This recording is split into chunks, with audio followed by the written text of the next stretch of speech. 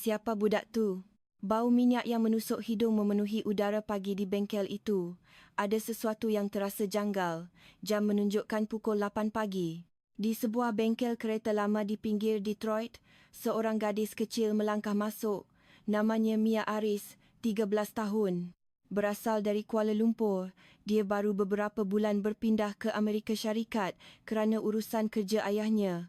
Persekitaran baru, bahasa yang asing, dia masih belum dapat menyesuaikan diri sepenuhnya di sekolah.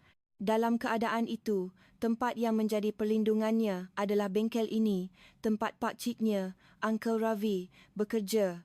Setiap kali selepas waktu sekolah atau pada hujung minggu, dia akan duduk diam di satu sudut, dikelilingi bunyi alatan dan bau minyak sambil memerhati struktur enjin. Tiada siapa yang menyuruhnya, tetapi meneliti bahagian dalaman jentera itu memberikan ketenangan pada hatinya. Sebenarnya, hari ini dia tidak sepatutnya datang. Tetapi, semasa sarapan pagi tadi, apabila Uncle Ravi berkata, "Hari ini orang besar nak datang. Lebih baik Mia jangan datang." Sesuatu yang tidak dapat dijelaskan berdetik di dalam hatinya. "Aku mesti ada di sini hari ini." Ia satu perasaan aneh, lebih daripada sekadar gerak hati.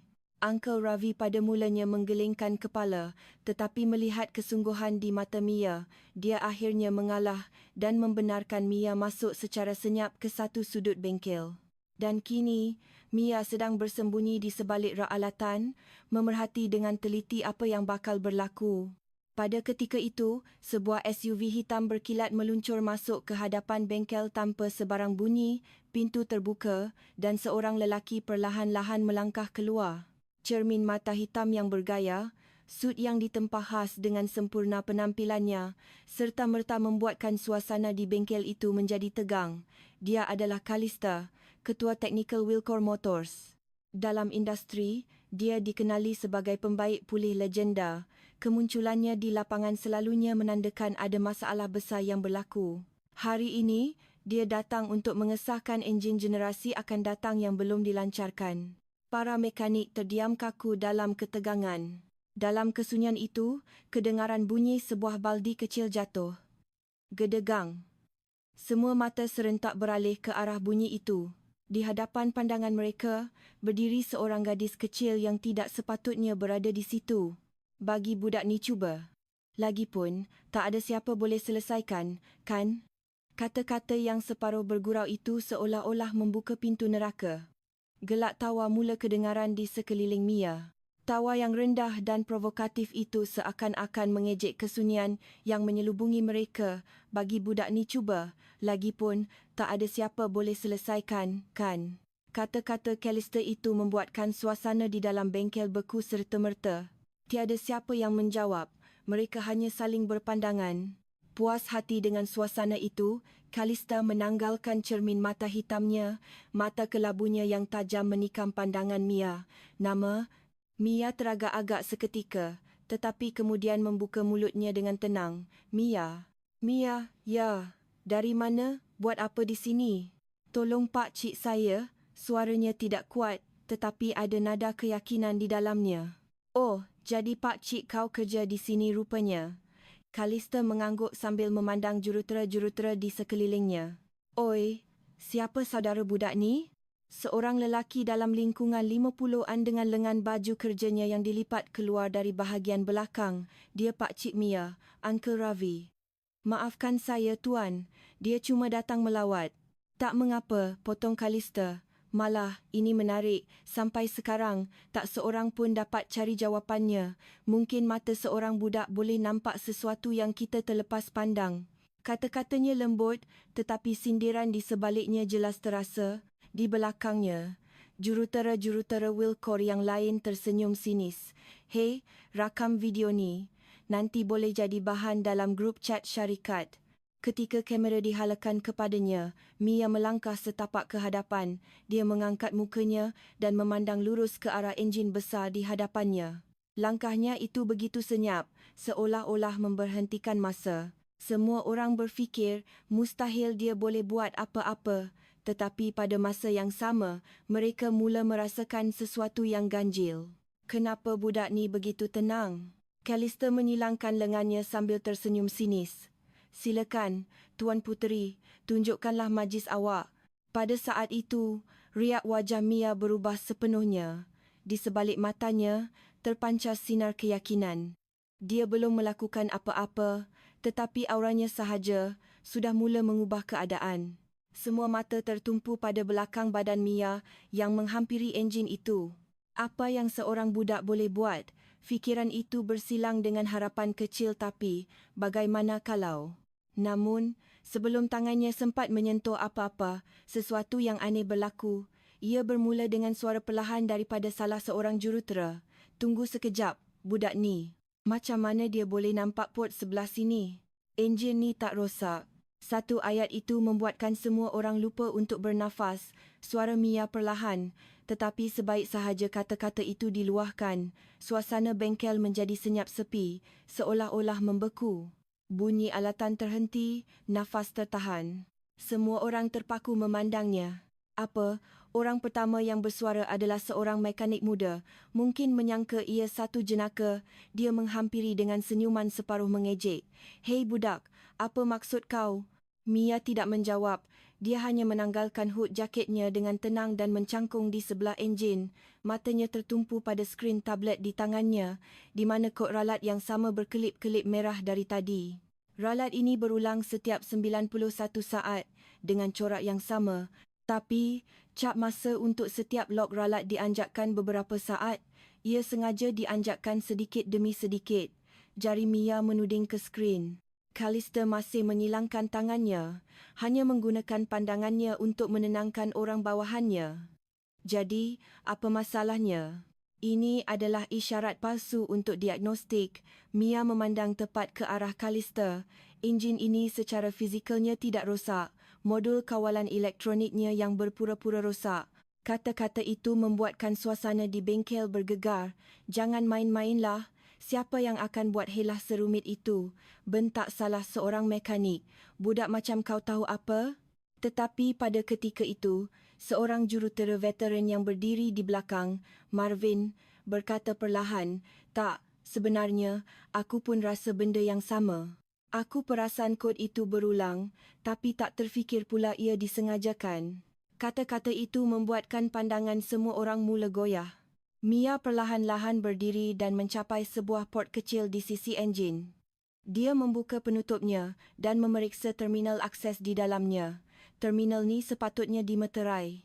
Tapi skru pada meterai ni nampak macam pernah dilonggarkan. Ada orang dah sentuh benda ni. Gerak-gerinya yang seolah-olah memberitahu ada sabotaj berlaku membuatkan suasana semakin tegang. Hei, jangan sentuh apa-apa lagi. Akhirnya Callister meninggikan suaranya. Dia melangkah ke hadapan, berdiri di antara Mia dan enjin itu. Kau, ini bukan sekadar lawatan kan? Siapa yang arahkan kau datang ke sini? Tak ada sesiapa, jawab Mia dengan tenang, memandang tepat ke matanya. Saya datang sebab saya sendiri nak lihat. Oh ya? Jadi dari mana datangnya syak wasangka kau tu? Suara Callister menjadi rendah dan tajam. Kau dapat maklumat dari sesiapa? Atau ini cuma gerak hati? Selepas memandang mata Callister selama beberapa saat, Mia menjawab perlahan. Saya kenal perasaan ni. Kata-kata itu membuatkan mata Callister sedikit bergetar. Apa maksud kau? Dulu, alat diagnostik lama pakcik saya pernah tunjukkan ralat palsu yang serupa dan saya pernah berjaya mengesannya. Suara Mia tidak bergetar, ia tenang dan lurus. Kesunyian yang berat menyelubungi para jurutera. Adakah ralat itu benar-benar direka? Jika benar, ini bermakna semua orang di sini telah ditipu. Kod ini ditulis dari server ibu pejabat Wilcor. Jari Mia menunjuk ke satu nama yang tertera di skrin. Kod ini ditulis dari server ibu pejabat Wilcor. Sebaik sahaja kata-kata itu diluahkan, kesunyian yang terasa seolah-olah ada seseorang telah memulas ruang itu sendiri, menyelubungi bengkel. Pada skrin tablet yang ditunjuk oleh Mia, tertera dengan jelas rentetan kod bertanda tangan digital yang berkelip merah bersama dengan alamat IP ibu pejabat Wilcor Motors. Apa-apa? Para jurutera mula berbisik sesama sendiri. Tetapi di tengah-tengah kekecohan itu, hanya Callister yang tidak bergerak seinci pun, matanya tajam merenung wajah Mia. Kau ingat itu bukti? Suaranya rendah dan dingin. Kalau aku dakwa itu data palsu yang digodam oleh seorang budak, apa kau nak buat? Siapa yang uruskan tablet tu? Setiap perkataannya bagai jarum yang cuba menggoyahkan kedudukan Mia. Uncle Ravi cemas dan cuba melangkah ke hadapan. Tetapi pada ketika itu jedegang. Tiba-tiba, satu bunyi kuat datang dari sudut bengkel. Seseorang terlanggar rak alatan menyebabkan sebuah baldi jatuh ke lantai. Ia mungkin hanya satu kemalangan, tetapi bunyi logam itu bergema seolah-olah isyarat untuk sesuatu yang akan terbongkar. Ketika pandangan semua orang beralih ke sana, Mia perlahan-lahan bergerak dari tempatnya. Dia berjalan ke arah belakang enjin, satu tempat yang tiada siapa pun terfikir untuk melihat dan meletakkan tangannya pada penutup port kecil. Mesti ada sesuatu yang disembunyikan di sini. Mia mengambil sepana tork dari kotak alatan dan tanpa teragak-agak melonggarkan skru. Cara dia memegangnya bukan seperti seorang pelawat biasa. Apabila penutup itu terbuka, apa yang muncul dari dalamnya adalah satu litar yang tidak wujud dalam pelan reka bentuk asal. Lebih mengejutkan, di dalamnya terdapat satu cip memori dengan pelekat kecil bertulis tangan, pemeriksaan terbatal. Melihatnya, salah seorang jurutera veteran berbisik dengan muka pucat, benda tu sepatutnya tak wujud dalam model asal. Mia dengan berhati-hati mengeluarkan chip itu dan menyambungkannya ke sebuah komputer riba. Beberapa saat kemudian, skrin log masuk muncul dan di dalam kod pengesahan log masuk itu terpapar satu nama, C. Callister. Ini ID tuan, kan? Suara Mia tenang, tiada kemarahan, tiada serangan, hanya keyakinan. Buat pertama kalinya, riak wajah Callister hilang. Mulutnya sedikit terbuka, tetapi tiada suara yang keluar. Jurutera di sekelilingnya mula berbisik cemas. Semua orang mula memahami betapa beratnya makna nama itu. Pada ketika itu, satu cahaya kecil berkelip di pintu masuk bengkel. Seorang jurutera muda yang memegang telefon pintarnya sedang merakam maklumat log yang terpapar di skrin secara senyap. Tanpa sepatah kata, dia menyimpan video itu dan dengan satu leratan jari, dia melengkapkan proses muat naik. Beberapa puluh saat kemudian, satu bunyi notifikasi kedengaran, muat naik selesai. #gadis 13 tahun bongkar kebenaran. Mia tidak tersenyum mendengar bunyi itu. Dia hanya mengalihkan pandangannya kembali ke enjin. Ini baru permulaan, saya belum sentuh apa-apa lagi pun. Bisikan gadis itu membuatkan semua orang meremang. Sebaik sahaja bisikan Mia hilang, ketumpatan udara terasa berubah. Seolah-olah semua orang secara tidak sedar merasakan sesuatu yang besar akan berlaku. Kesunyian itu menyelubungi mereka. Pandangan Mia tertumpu pada bahagian tengah enjin, tempat wayar-wayar berkumpul seperti jantung. Semua orang dewasa di situ kehilangan kata-kata. Kata-kata gadis itu tidak mempunyai emosi, tetapi semua orang merasakan ia adalah kebenaran. Tanpa menggerakkan tangannya, Mia hanya menggunakan matanya untuk membaca keseluruhan struktur enjin. Pendawaian ini ada satu wayar lebih berbanding model biasa. Mendengar suara Mia yang tenang, salah seorang jurutera secara tidak sengaja mencondongkan badannya ke hadapan. Macam mana kau boleh tahu? Mia tidak menjawab. Sebaliknya, dia menunjuk ke arah Raja Lita untuk penyelenggaraan yang terletak di sebelahnya. Sambil membandingkan raja itu dengan enjin sebenar, dia menyambung kata-katanya. Laluan di sini. Dalam raja, ia sepatutnya bersambung dengan sensor maklum balas. Tapi sebenarnya, ia dipintas secara dalaman dan kembali terus ke modul kawalan. Jari jemarinya menunjuk ke satu bahagian yang jelas mempunyai struktur yang mustahil. Laluan ini. Untuk apa agaknya? Tiada siapa yang dapat menjawab soalannya. Ini adalah laluan untuk memastikan sebarang masalah tidak dapat dikesan. Kedengaran bunyi seseorang menelan air liur. Itu adalah bukti bahawa ia bukan satu kesilapan atau kemalangan, tetapi satu reka bentuk yang disengajakan. Mia menelengkan kepalanya sedikit sambil menyambung. Maksudnya, walaupun ada masalah berlaku di sini, sensor akan tetap melaporkan keadaan normal. Bukan itu sahaja, ia juga diprogramkan untuk memulakan gelung diagnosis kendiri secara berkala untuk menghasilkan ralat palsu. Kenapa buat macam tu? Tanya seseorang. Itu adalah soalan yang wajar. Mengapa perlu mencipta litar yang memalsukan ralat?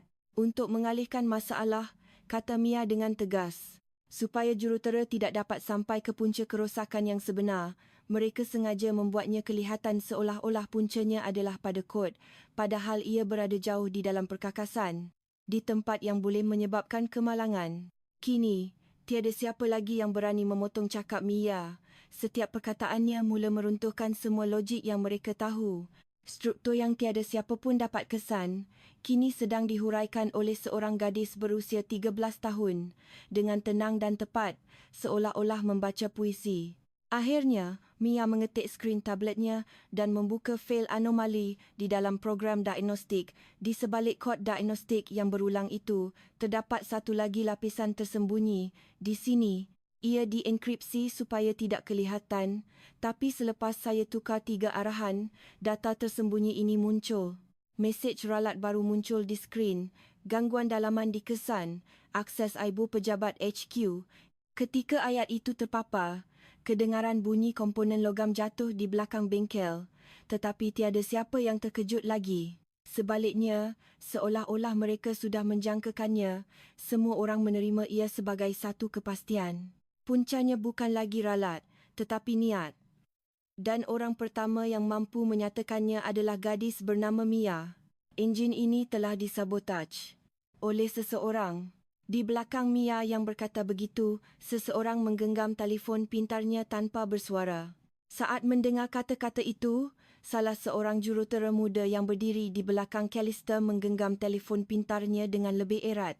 Jarinya menggeletar. Di skrin, rakaman langsung analisis Mia masih berjalan. Dan untuk seketika, ibu jarinya menekan butang hantar. Pada detik itulah, dunia berubah. Tiada siapa yang sedar. Rakaman itu, beberapa minit kemudian, akan meletup di media sosial dan menjadi tumpuan seluruh Amerika. Tetapi buat masa ini, hanya mereka yang berada di dalam bengkel itu yang berdepan dengan kebenaran, dengan nafas yang saling bersahutan. Mia menenangkan nafasnya sambil meleretkan jarinya pada skrin tablet. Kod gelung ini, pada luarannya, nampak macam rutin diagnostik biasa, tapi tujuan sebenarnya adalah untuk pengawasan. Seorang mekanik bertanya tanpa sengaja, pengawasan? Ya. Ia menapis modul dalaman supaya tidak menghantar data anomali di bawah keadaan tertentu, seolah-olah ia menunjukkan semuanya selamat, padahal ia sebenarnya sedang menyembunyikan petanda awal kemalangan. Hanya bunyi orang menelan air liur kedengaran.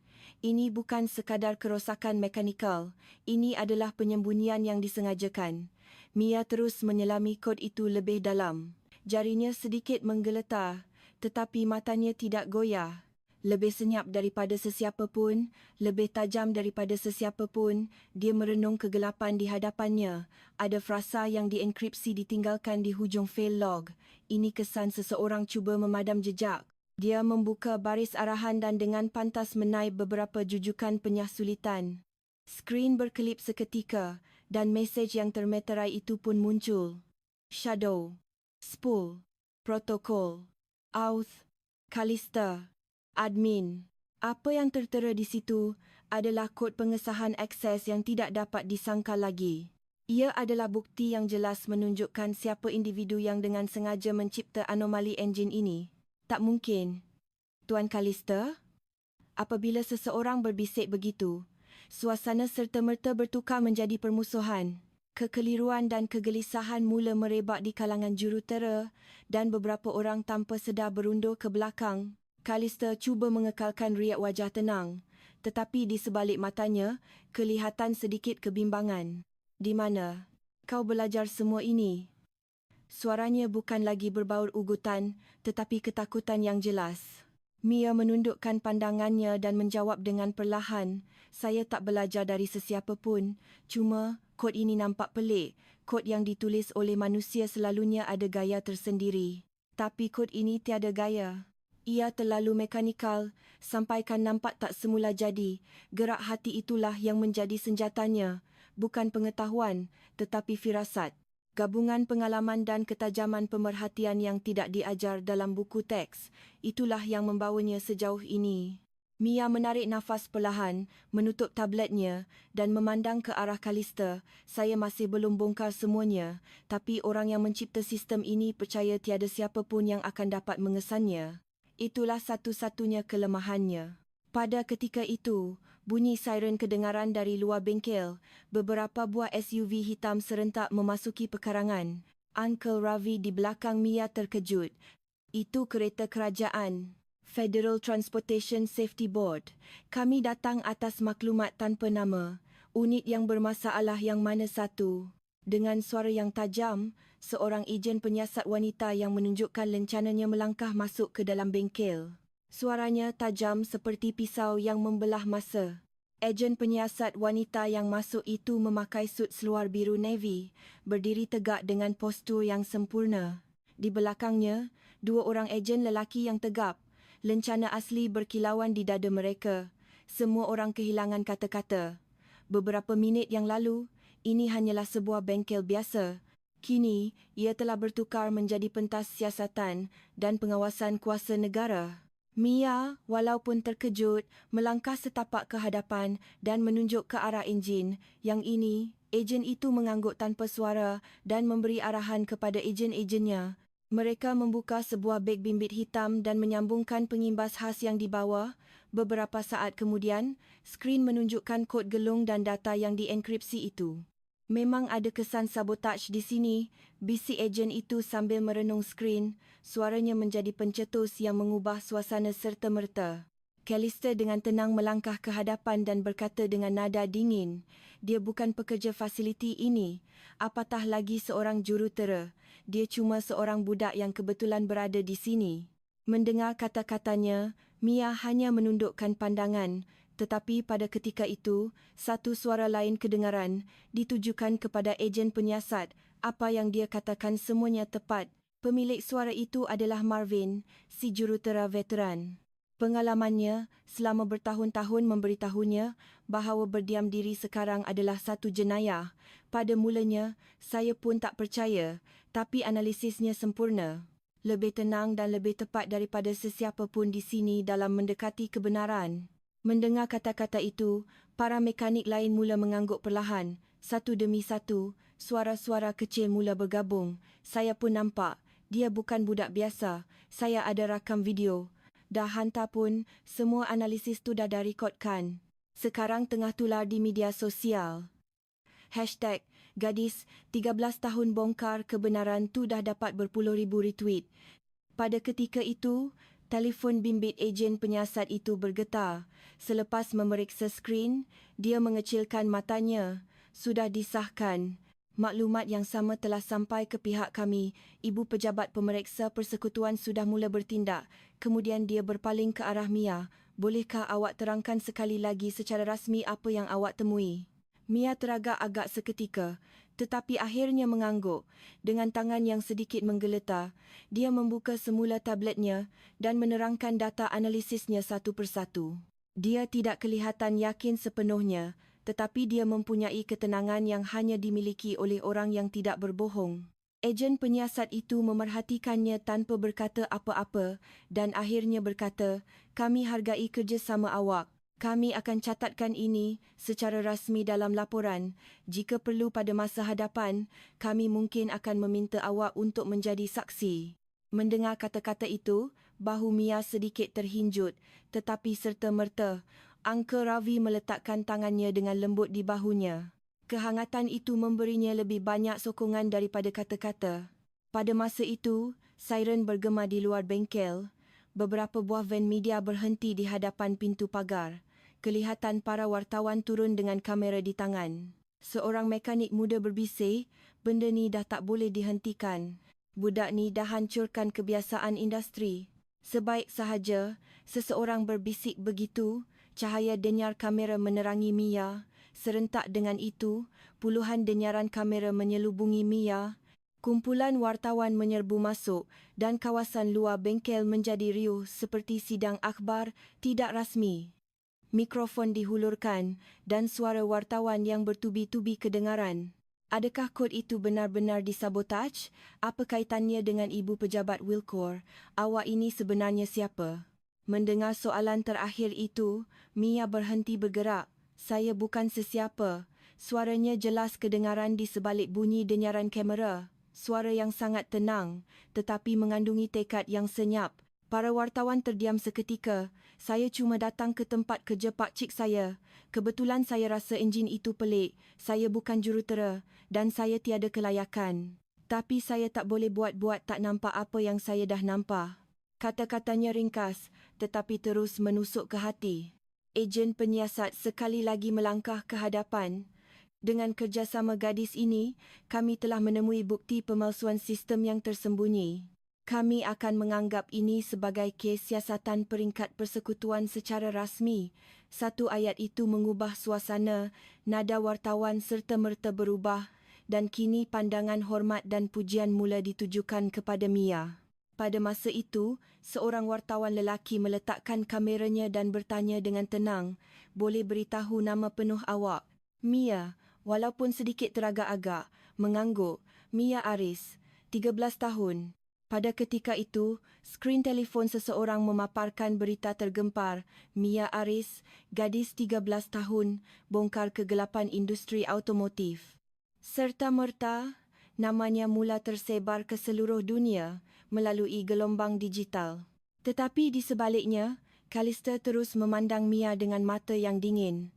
Tanpa berkata apa-apa, dia berpaling untuk meninggalkan tempat itu. Tetapi ejen penyiasat itu berkata dengan tajam, "Tunggu sekejap. Ada beberapa perkara yang kami perlu sahkan dengan anda." "Saya tak buat apa-apa. Itu biar kami yang tentukan."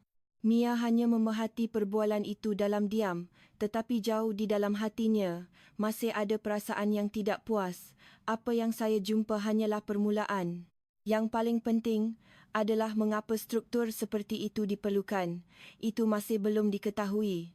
Ketika dia berbisik begitu, riak wajah ejen penyiasat itu tiba-tiba berubah. Sekarang giliran pihak persekutuan untuk mencari jawapan rasmi kepada soalan itu. Uncle Ravi dengan lembut meletakkan tangannya di bahu Mia. Matanya dipenuhi rasa bangga bercampur sedikit kerisauan. "Mia, kau dah buat sesuatu yang hebat."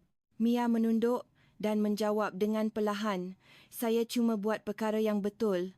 Pada ketika itu, telefon Mia bergetar. Di skrin, tertera mesej dari nombor yang tidak dikenali. "Kau dah melampau." Jarinya terhenti dan suasana riuh di sekelilingnya terasa jauh buat seketika. Telefon Mia bergetar.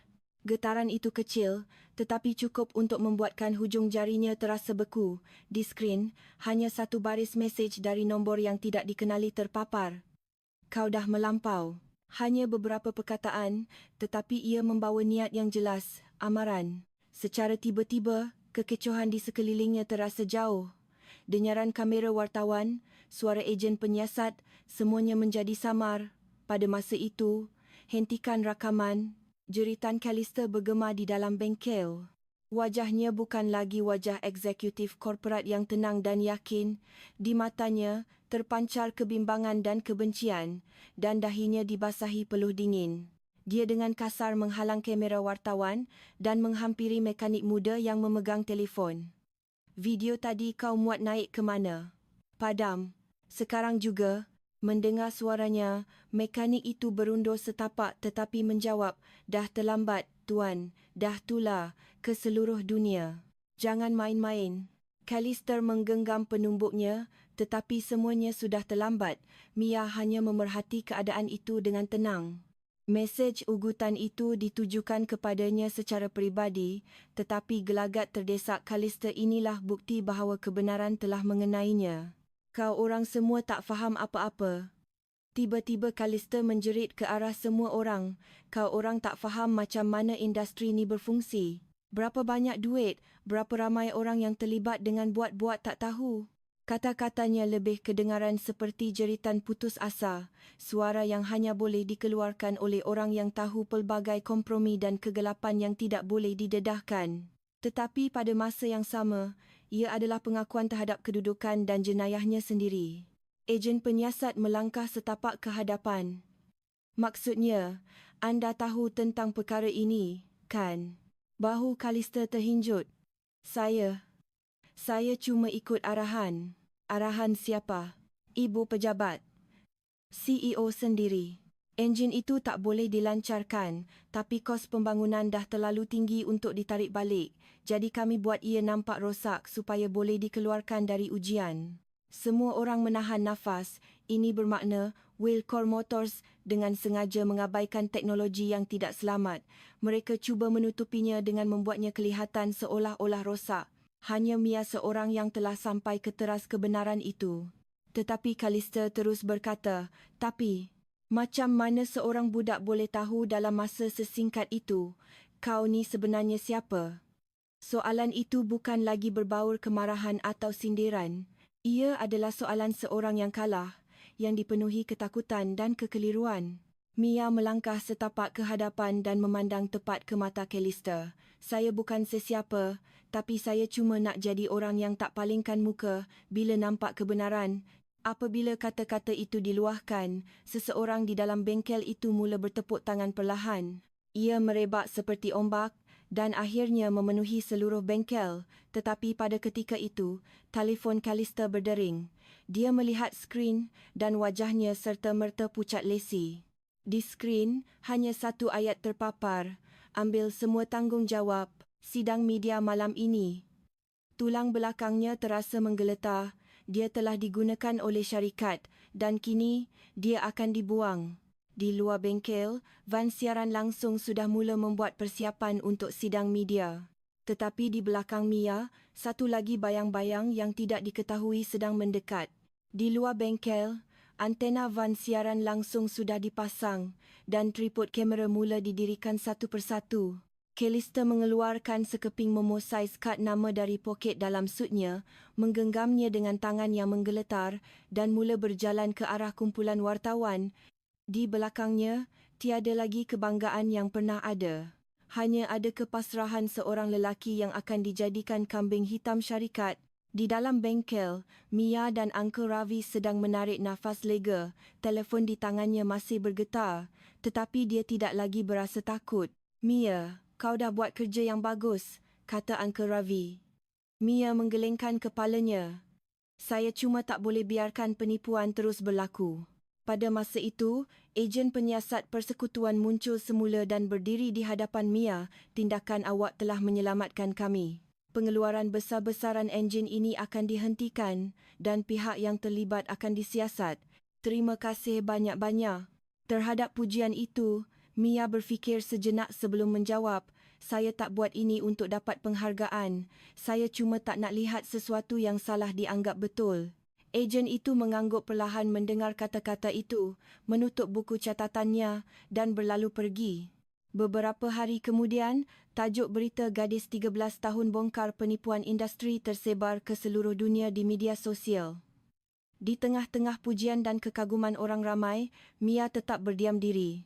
Hanya sekali dia bersetuju untuk ditemu bual di televisyen dan dia berkata, bukan saya yang istimewa, saya cuma tak biarkan sesuatu yang saya rasa tak kena terus berlaku, itu sahaja. Kata-kata itu, lebih daripada ucapan yang hebat, menusuk jauh ke dalam hati. Di dunia ini, terdapat banyak penipuan yang tidak dilihat oleh sesiapa pun, tetapi untuk membongkarnya, apa yang diperlukan bukanlah pengetahuan atau kuasa, tetapi keberanian untuk melihat. Semoga kisah Mia ini dapat menyalakan api kecil di dalam diri anda. Walau sekecil manapun suara itu, kata-kata yang diluahkan dengan kepercayaan pada kebenaran mempunyai kuasa untuk mengubah dunia. Itulah satu-satunya kebenaran yang ingin disampaikan oleh cerita ini.